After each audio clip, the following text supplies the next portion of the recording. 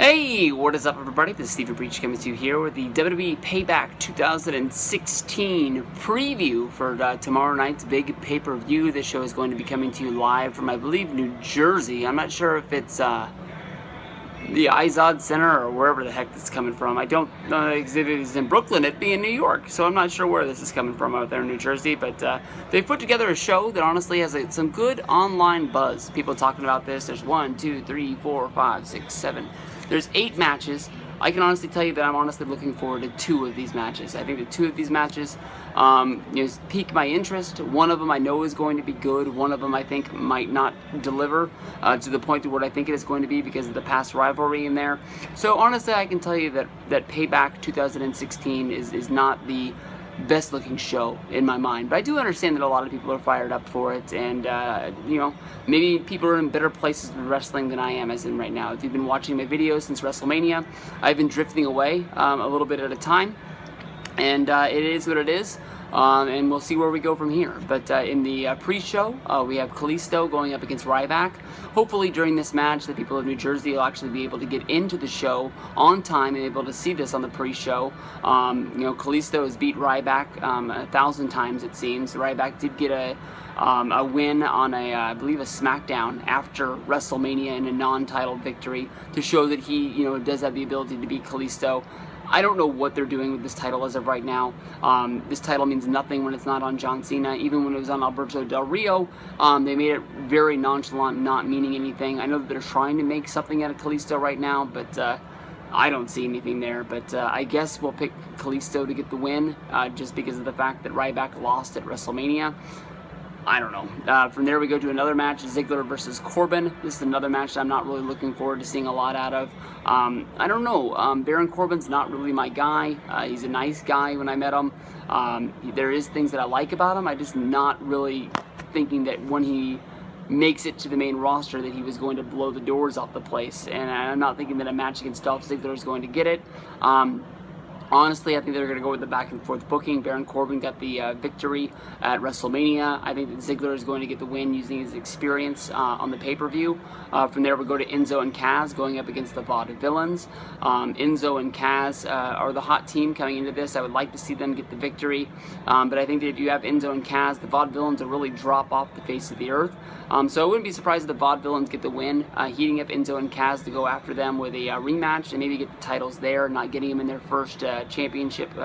Well, this isn't even a championship match. I keep thinking because it's the tournament that this is for the gold. But New Day still has titles. They haven't been stripped. So this is the #1 contenders match. So maybe that changes everything. So maybe Enzo and Kaz will get the win? I'm not sure. But this is all revolved around the Shane McMahon tag team tournament that brought in new teams like Enzo and Kaz and Vaudevillains onto the main roster. I think that Enzo and Kaz have been a real big hit every time they've been in Raws and SmackDowns and reports that have been coming out of house shows.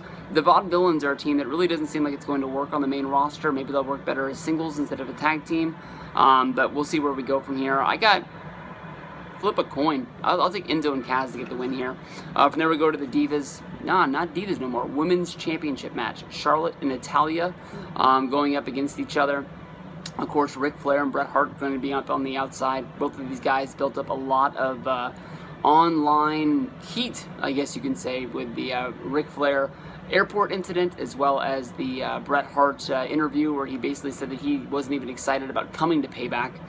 Took shots at Triple H and other things in the company, even taking shots at Roman Reigns himself. Why this guy would want to be at the show, why this guy would want to be backstage, knowing that he's probably going to have a good amount of heat on him.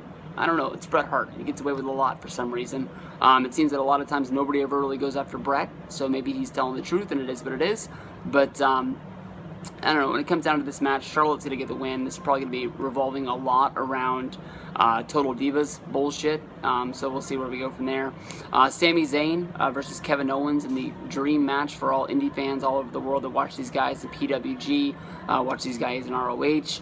I don't think this is going to be Final Battle. I don't think this is going to be Ladder War. I don't think this is going to be anything else. I'd be really surprised if this goes over the amount of about 5 minutes.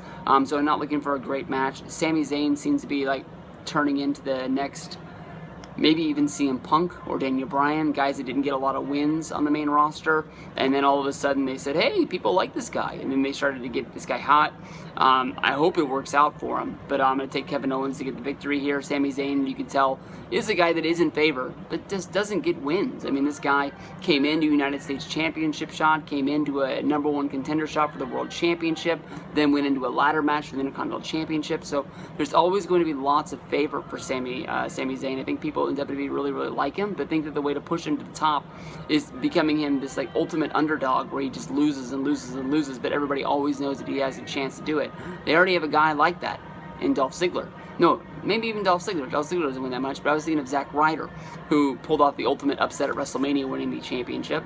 A match that has a lot of people talking is Ambrose against Jericho, two really good talkers that honestly talked their way into boring me to death and not really being able to care about this match. They are good wrestlers. Maybe they'll be able to pull off a good match, but honestly, everything they've been able to do building up this match between WrestleMania and now has really put me to sleep and not really done it.